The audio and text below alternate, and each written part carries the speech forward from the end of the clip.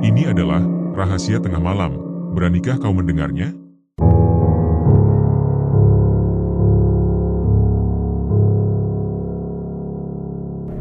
Aku masih belum yakin untuk pindah ke kontrakan itu.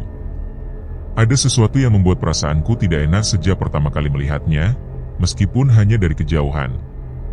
Suamiku terus berusaha membujukku untuk setidaknya melihat ke dalamnya terlebih dahulu. Dia yakin aku akan menyukainya, karena dia sudah mengecek lebih dulu dan tampak sangat optimis kalau aku akan setuju tinggal di sana. Akhirnya, aku menyerah dan memutuskan untuk ikut melihat. Motor dinyalakan, dan kami berdua pun memasuki gang kecil menuju kontrakan tersebut. Sesampainya di sana, suamiku memarkir motor di halaman rumah pemilik kontrakan. Kami langsung menuju pintu dan mengetuknya. Tak lama, seorang wanita keluar, yang ternyata adalah istri pemilik kontrakan.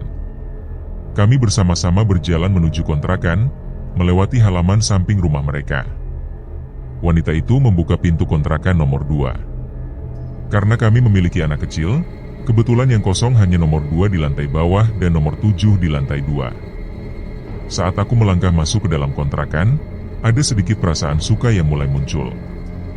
Bangunannya cukup baru, ukuran ruangannya pas untuk kami bertiga, dan yang paling kusukai adalah kamar mandinya yang terang.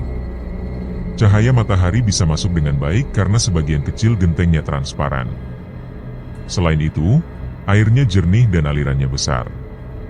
Suamiku menunggu keputusanku dengan sabar. Setelah mengamati sekeliling, aku akhirnya memutuskan bahwa kontrakan ini cukup nyaman bagi kami. Suamiku segera membayar sewa untuk 1 bulan ke depan. 2 minggu kemudian, kami mulai pindahan. Kami mencicil membeli perabotan rumah, mengangkut barang-barang dengan motor sedikit demi sedikit. Pada hari kami benar-benar pindah, orang tuaku datang dari kecamatan sebelah. Mereka ingin melihat bagaimana kondisi tempat tinggal baruku. Kebetulan, kami juga membuat syukuran kecil. Selain orang tuaku, ada juga mertuaku, adik ipar, adik bungsuku, dan bibiku yang ikut hadir. Ibuku membawa banyak makanan siap saji, meski aku dan mertuaku sudah memasak untuk syukuran hari itu. Setelah selesai berdoa, kami mengobrol hingga akhirnya adzan zuhur berkumandang. Ibuku pamit pulang lebih dulu karena harus mengajar. Ketika hari mulai sore, mertuaku akhirnya pulang, tepat setelah adzan maghrib terdengar samar-samar. Suara azan dari musola yang terletak di sebelah timur kontrakan kalah oleh suara mobil dan motor yang lewat di jalan raya.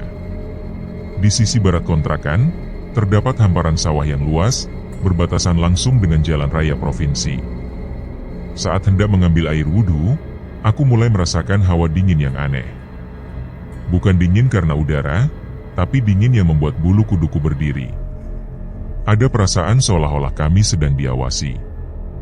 Setelah selesai salat maghrib, suamiku mengajakku untuk membaca Yasin bersama, sesuatu yang biasanya hanya kami lakukan setiap malam Jumat. Namun, kali ini, kami merasa perlu melakukannya. Setelah selesai, suasana di dalam kontrakan mulai terasa hangat, dan perasaan aneh tadi perlahan menghilang. Keesokan harinya, ada seorang pedagang keliling yang mengetuk pintu kontrakan. Ia mengajak para penghuni kontrakan untuk membeli snack yang ia jajakan. Saat sedang memilih, aku mendengar tetangga sebelah, Teh Nina, membicarakan sesuatu yang menarik. Malam sebelumnya, dia mendengar suara kerincing kuda dari arah belakang kontrakan. Aku tak mendengarnya, mungkin karena aku terlalu lelah. Tetapi, Teh Mina bersikeras bahwa suara itu terdengar jelas sekitar jam 1 dini hari, waktu yang terlalu aneh untuk ada delman yang lewat. Bu Mina, si penjual snack, menimpali bahwa mungkin suara itu berasal dari penggilingan padi di belakang kontrakan. Ternyata, di sebelah utara kontrakan memang ada penggilingan padi yang sudah lama kosong. Aku terkejut mendengarnya, karena selama ini kupikir di sana hanya rumah penduduk biasa. Sejak hari itu, aku mulai merasa tidak nyaman. Ada perasaan gelisah yang terus menghantuiku. Aku ingin pindah, tapi setiap kali kubicarakan dengan suamiku, dia selalu mengingatkanku bahwa pindah ke tempat baru belum tentu menjamin kenyamanan yang lebih baik. Kata-katanya itu terus terngiang di pikiranku, membuatku berpikir ulang setiap kali keinginan untuk pindah muncul. Suatu malam, Aku terbangun dengan rasa haus yang tiba-tiba menyerang. Rasa itu memaksaku untuk bangun dan pergi ke kamar kecil. Setelah selesai dan hendak kembali ke kamar, aku melirik melalui celah ventilasi yang terbuat dari bata merah. Pandanganku tertuju keluar, mengarah ke atap dari penggilingan padi yang ada di sebelah kontrakan. Sekilas, aku merasa ada sesuatu yang memperhatikanku dari sana, tapi aku berusaha untuk tidak terlalu memikirkannya dan melanjutkan langkah menuju kamar karena rasa kantuk masih begitu menguasai. Beberapa saat setelah berbaring, aku terdiam sambil membaca doa-doa sebelum tidur, mencoba menenangkan pikiran. Namun tiba-tiba, terdengar suara aneh.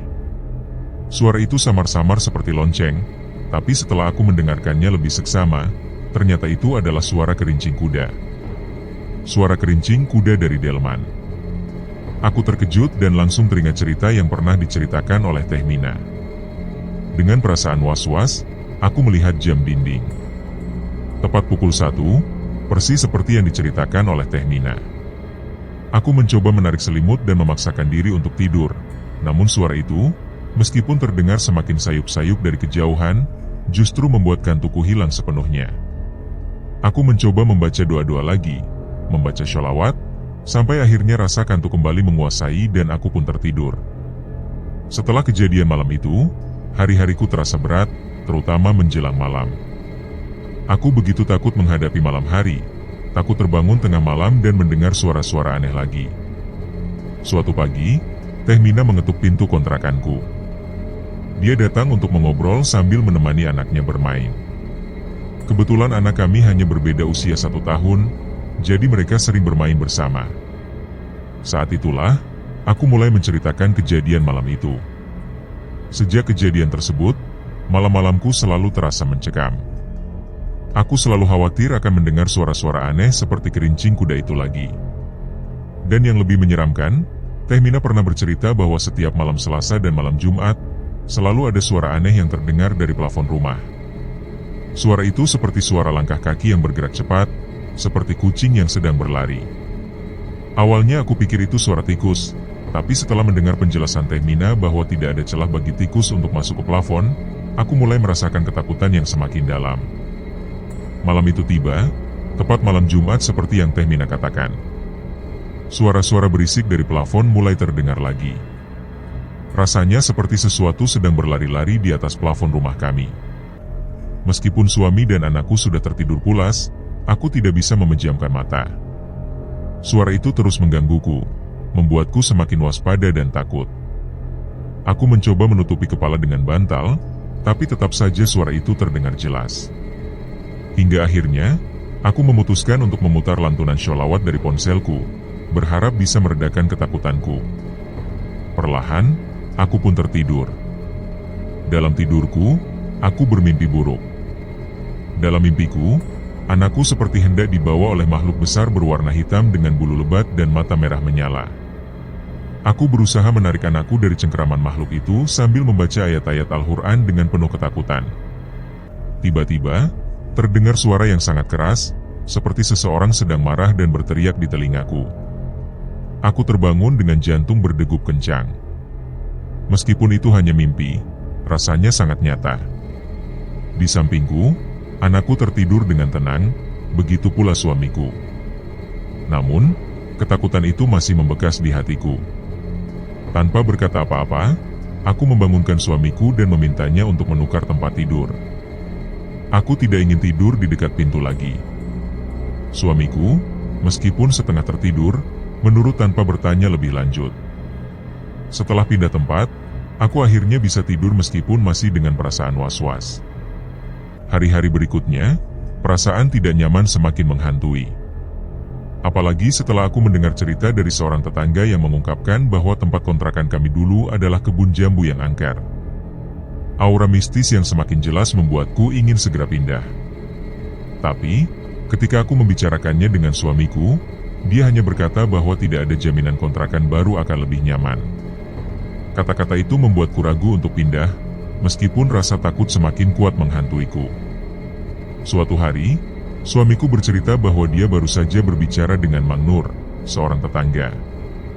Mang Nur memperingatkan kami untuk berhati-hati, terutama pada bulan Maulud ini, dan mengingatkan kami tentang penggilingan padi kosong di belakang kontrakan. Katanya, dulu ada gosip bahwa pemilik penggilingan padi itu bersekutu dengan makhluk gaib dan membutuhkan tumbal.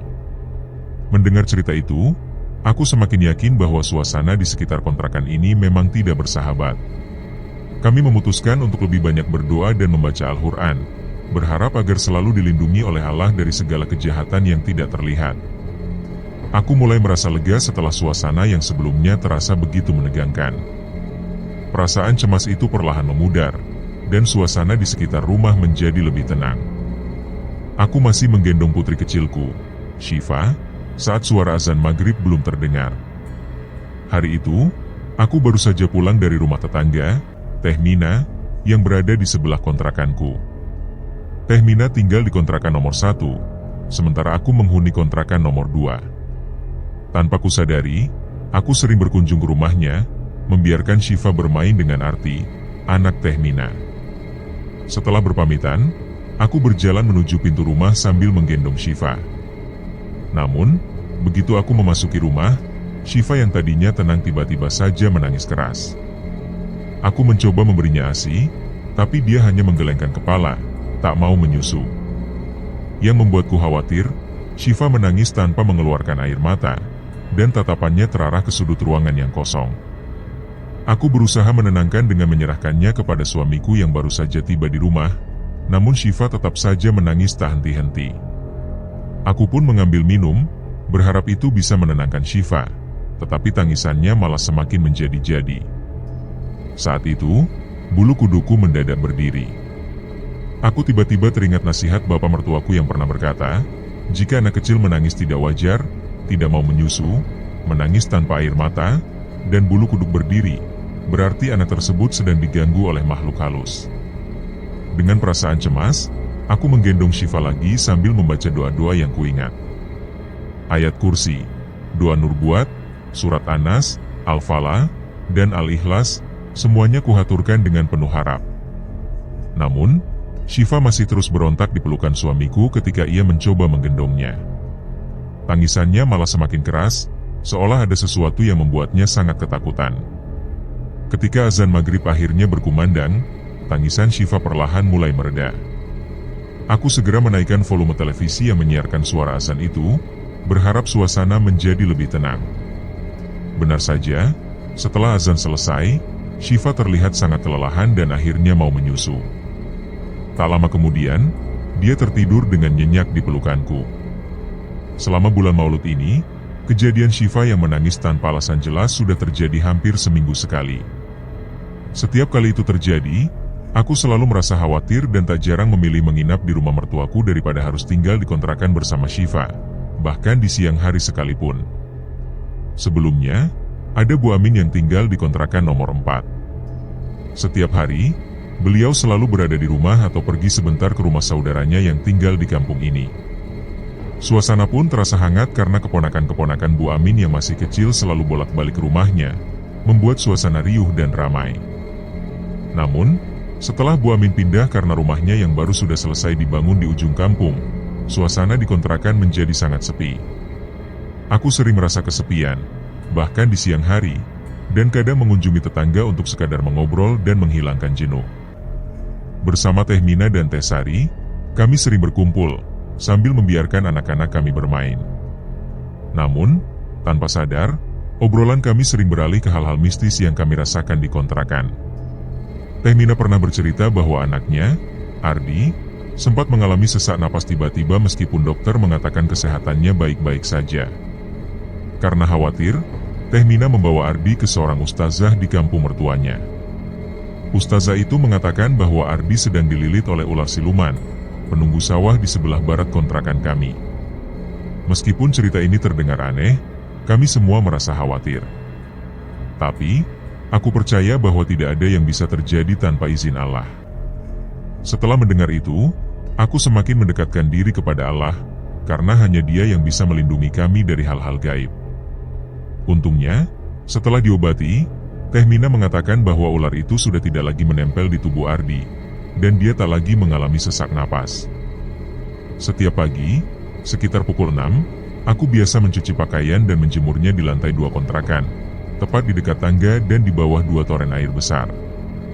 Suatu hari, saat menjemur pakaian, aku merasa suasana begitu sunyi meskipun hari sudah terang. Penghuni lantai 2 tampak masih belum ada yang keluar, mungkin karena hujan deras yang baru reda setelah mengguyur semalaman. Ketika aku hendak menjemur pakaian ketiga, bulu kuduku mendadak meremang. Sejak dulu, aku selalu penakut, apalagi jika suasana terasa aneh. Meskipun aku belum pernah melihat makhluk halus, perasaan bahwa sesuatu yang gaib ada di sekitarku seringkali muncul. Kali ini, aku mencoba mengabaikan perasaan meremang itu, tetapi kepalaku tiba-tiba terasa pusing, dan tubuhku lemas. Aku langsung jongkok, takut terjatuh karena pandanganku mulai kabur. Dengan cepat, aku membaca istighfar dan ayat-ayat suci yang kuingat. Beberapa menit kemudian, rasa berat di kepala bagian belakang semakin kuat, seolah ada bayangan yang mendekatiku. Aku terus melafalkan doa hingga tiba-tiba terdengar suara seorang perempuan memanggilku. Itu Tesari, yang tampaknya memperhatikanku dari kejauhan. Dia menanyakan apakah aku baik-baik saja, meskipun kepalaku masih terasa berat. Setelah beberapa saat, pusingku perlahan hilang, dan aku ditemani Tesari hingga selesai menjemur pakaian. Malam itu, setelah menyelesaikan pekerjaanku, Tesari mengajakku berbincang. Kami duduk di teras kontrakan, menikmati suasana yang sudah mulai sunyi. Ia bercerita tentang pengalaman yang didengarnya dari Fikri, suaminya. Katanya, saat mereka pindahan kemarin malam, Fikri melihat sosok wanita cantik duduk di pagar. Aku terdiam mendengarnya, sambil berusaha mencerna. Wanita cantik di pagar, pikirku. Namun, Tesari segera menambahkan kalau yang dilihat suaminya itu bukan wanita biasa, melainkan kuntilanak. Saat itu, rasa ngeri langsung menguasai hatiku. Tesari hanya tertawa kecil melihat reaksi ketakutanku. Serem juga, pikirku. Jam segini, kami malah ngobrol tentang hal-hal mistis seperti itu. Tapi Tesari tidak terlihat terganggu. Ia justru berkata bahwa sosok seperti itu tidak akan mengganggu jika kita tidak mengusiknya. Katanya, kita hanya perlu rajin salat dan berdoa. Mendengar penjelasannya, sedikit rasa tenang merasuk dalam hati, meskipun kekhawatiranku tetap ada, terutama terhadap anak-anak. Mereka masih kecil, dan aku khawatir jika hal-hal mistis ini mengganggu mereka. Tesari meyakinkanku bahwa tidak perlu takut, cukup memperbanyak doa saja. Obrolan kami berlanjut hingga suamiku memanggil dari lantai dasar, menandakan bahwa ia akan berangkat kerja. Pukul 9 malam, tiba-tiba aku mendengar suara tangisan anak kecil. Awalnya, kupikir itu Syifa, anakku yang memang sering menangis saat mengantuk dan meminta digendong. Tapi saat ku cek ke kamarnya, Syifa sudah tertidur lelap. Suara tangisan itu masih terdengar jelas, membuatku semakin penasaran. Aku bertanya pada suami, dan ternyata dia juga mendengar suara yang sama. Kami menduga suara itu berasal dari Ardi, anak tetangga kami, Teh Mina. Suamiku menyuruhku untuk mengecek rumah sebelah, meskipun aku merasa takut harus keluar malam-malam. Akhirnya, aku memberanikan diri dan mengetuk pintu rumah Teh Mina.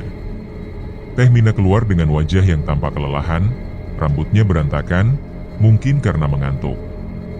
Dia membenarkan bahwa yang menangis memang Ardi, anaknya. Aku jadi heran melihat suaminya, Akurnia, yang tertidur sangat pulas di ruang tamu meskipun anaknya menangis kencang. Sepertinya dia kelelahan.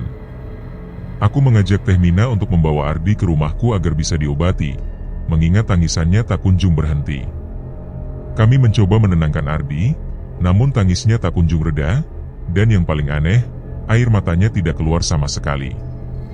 Tangisan tanpa air mata seperti ini pernah terjadi pada Syifa, anakku, dan aku langsung merasa ada sesuatu yang tidak beres. Suamiku, meskipun bukan ahli agama, mulai membacakan beberapa doa seperti ayat kursi dan surat Al-Falah, Al-Ikhlas, serta An-Nas ke telinga Ardi.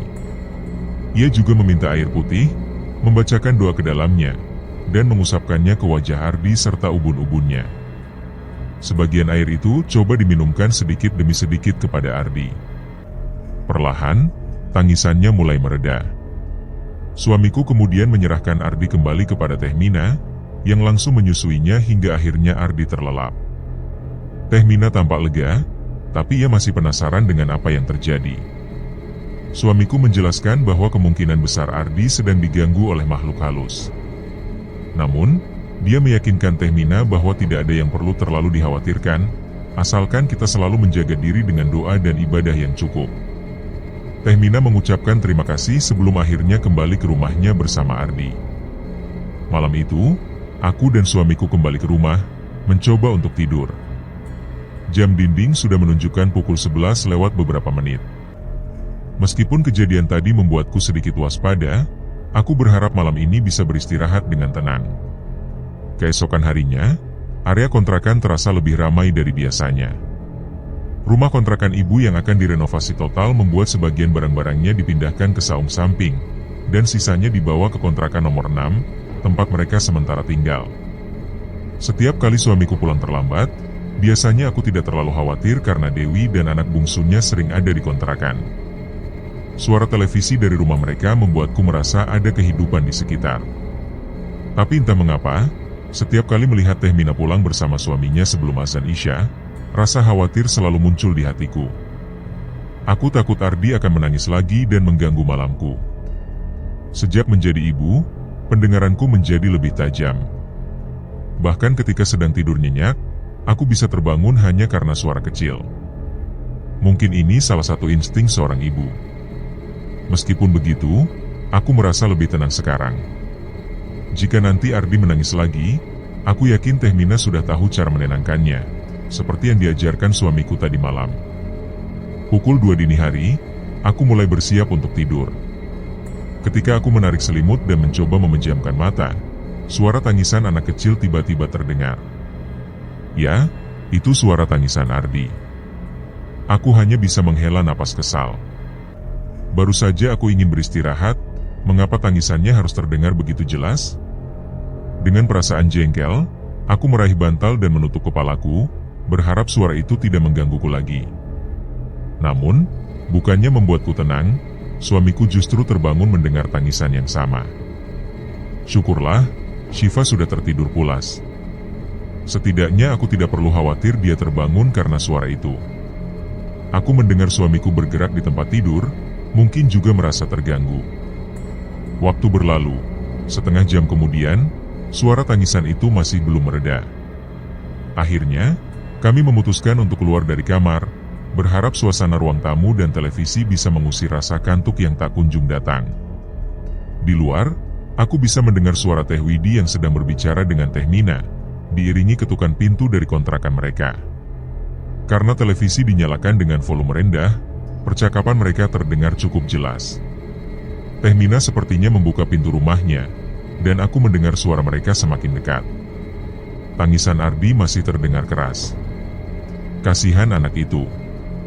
Aku tahu, dia pernah mengalami gangguan dari makhluk halus. Hal itu membuatnya semakin mudah menarik perhatian mereka. Aku ingat, suamiku pernah menyarankan agar Ardi tidak dibawa keluar pada waktu-waktu tertentu, terutama saat menjelang malam.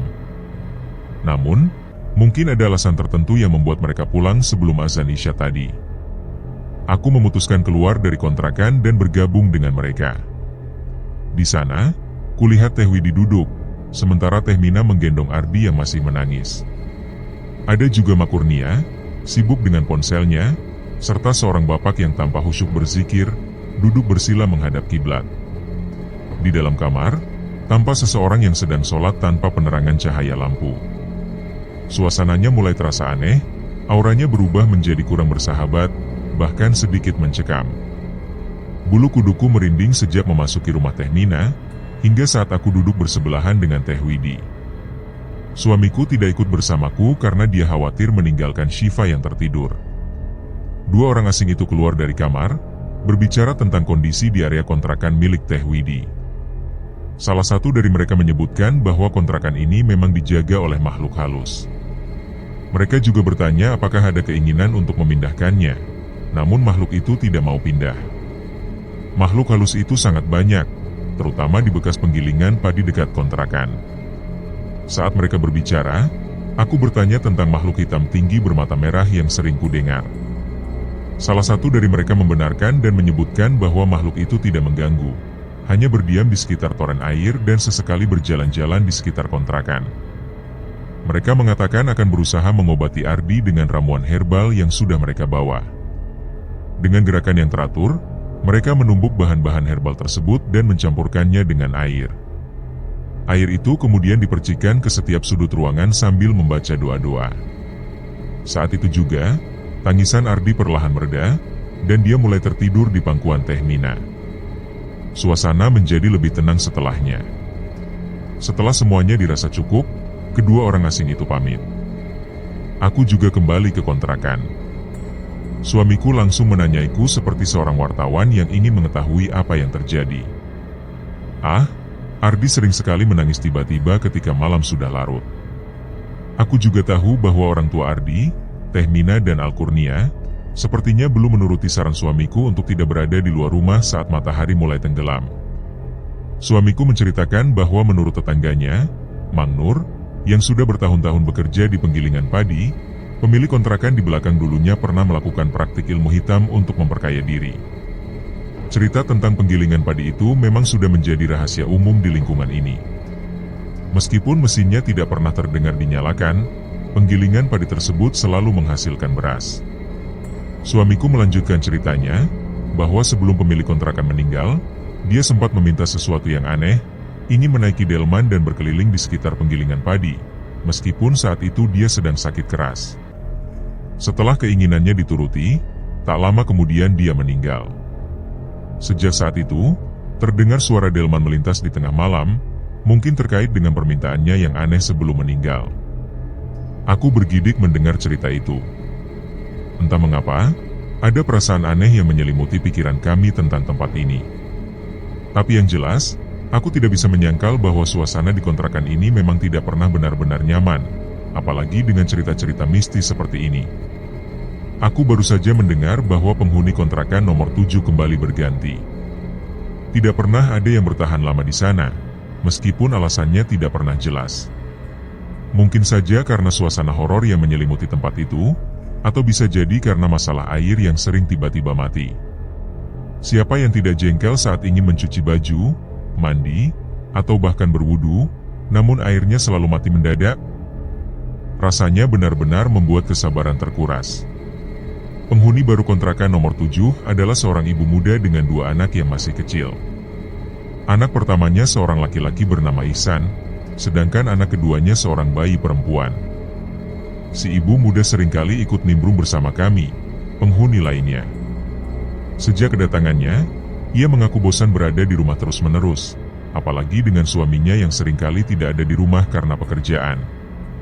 Suatu malam, saat kami sedang berkumpul, ibu muda itu mulai bercerita tentang sesuatu yang aneh. Katanya, Ihsan terlihat sedang bermain sendirian di teras saat waktu maghrib.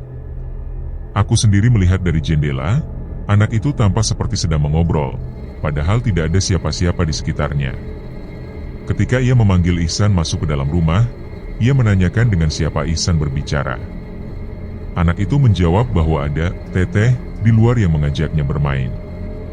Sontak, perasaanku jadi tidak nyaman mendengar cerita itu. Malam semakin mencekam, terutama ketika lampu mendadak padam. Saat itu malam Jumat, waktu di mana perasaan gelisah selalu hadir lebih kuat dari biasanya. Kami tidak berani memasang lilin karena takut tertidur dengan lilin yang masih menyala. Akhirnya, kami hanya mengandalkan lampu LED kecil yang terhubung ke powerbank sebagai penerangan. Aku mengajak suamiku untuk menemaniku ke kamar mandi, karena rasa takut mulai merayapi pikiranku. Di dalam kamar mandi, setelah selesai buang air kecil, aku mencium aroma aneh, seperti kemenyan. Suamiku pun menduga ada seseorang yang mungkin sedang membakar kemenyan di dekat sana. Kami segera kembali ke kamar tidur, berusaha mengabaikan perasaan tidak nyaman itu dan bersiap untuk tidur. Namun, baru saja mataku hendak terpejam, tiba-tiba terdengar suara teriakan perempuan dari kejauhan. Aku mencoba mendengar lebih jelas, dan ternyata suara itu semakin nyata. Kami terdiam, mendengarkan dengan saksama, tapi tak bisa memastikan dari mana asalnya. Akhirnya, suamiku memutuskan agar kami tidak memedulikan suara tersebut dan mencoba tidur kembali. Keesokan harinya, aku bertanya kepada tetangga apakah mereka mendengar suara teriakan semalam. Ternyata, suara itu berasal dari adik Teh Maya yang kesurupan saat mati lampu. Menurut cerita, adiknya memang sering mengalami kejadian aneh, terutama saat malam-malam tertentu. Kami pun merinding mendengar kisah itu, apalagi dengan kejadian mati lampu semalam yang membuat suasana semakin menyeramkan. Hari itu, aku dan suamiku diajak mertua untuk makan bersama di rumah mereka. Di sana, kami menikmati nasi liwet dengan lauk sederhana yang selalu membuat selera makan bertambah. Aku merasa lebih tenang di rumah mertua, apalagi Syifa, anak kami, tanpa Anteng. Namun, meskipun mertua menawarkan untuk menginap, aku tetap memilih pulang ke kontrakan meskipun ada rasa takut yang menyelimuti. Saat kami sampai di kontrakan, aku baru ingat bahwa jemuran masih berada di atas. Aku meminta suamiku untuk mengambilnya, dan ketika ia kembali, wajahnya tampak pucat. Katanya, saat mengambil jemuran, ia merasa ada sesuatu yang mengawasi dari dekat toren air. Aku tahu, di atas memang sering ada perasaan tidak nyaman, seolah-olah selalu ada yang memperhatikan. Suamiku mengaku bulu kuduknya berdiri sejak di bawah tangga hingga ia selesai mengambil jemuran. Perasaan horor semakin kuat, apalagi dengan bayangan makhluk hitam tinggi yang seringkali tampak mengitari area kontrakan. Pernah suatu ketika, menjelang maghrib, suamiku belum juga pulang. Aku hanya berdua dengan Syifa di rumah, menghabiskan waktu sambil menonton kartun kesayangannya. Syifa tampak asyik dan anteng, meskipun sesekali ia mulai gelisah ketika iklan muncul. Biasanya, di saat-saat seperti itu, ia akan berlarian ke sana kemari, mondar-mandir di ruang tamu, atau sibuk mencoret-coret gambar di buku kecilnya. Sementara itu, aku sibuk dengan ponsel di tanganku, sesekali mengecek media sosial atau membuat iklan untuk pekerjaanku. Awalnya, suasana terasa biasa saja. Namun, semua berubah ketika aku menyadari sesuatu. Saat aku melirik ke arah Syifa, ia sedang berdiri di dekat pintu kamar. Dengan polosnya, ia bermain cilukba sendirian. Tangannya menutupi wajah, lalu membukanya sambil mengucapkan cilukba berulang kali, seolah ada yang menemaninya bermain. Aku merasakan keanehan seketika. Di kamar itu, jelas-jelas tidak ada siapa-siapa. Aku memanggilnya, mencoba mencari tahu. Dengan suara khas anak kecil yang sedikit cadel, ia menjawab bahwa ia sedang bermain dengan monyet di dalam kamar. Mendengar itu, aku merasakan bulu kuduku berdiri. Aku langsung teringat cerita tentang sosok tinggi hitam berbulu yang pernah disampaikan oleh seorang yang dianggap pintar saat ia datang ke rumah kami beberapa waktu lalu. Tanpa menunggu lebih lama, aku segera menghubungi suamiku lewat pesan. Aku memintanya untuk segera pulang karena perasaanku benar-benar tidak nyaman.